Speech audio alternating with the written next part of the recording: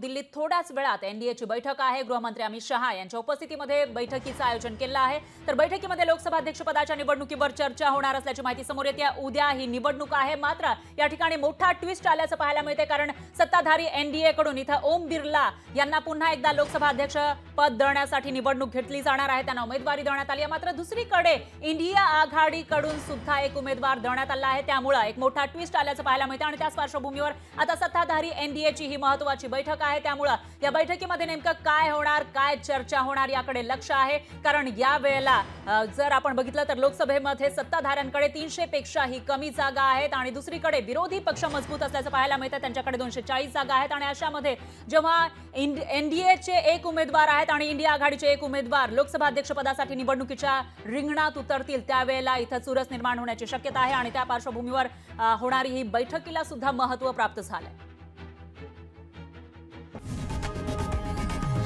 लोकशाही मराठी ऐका, पहा, जागरूक रहा।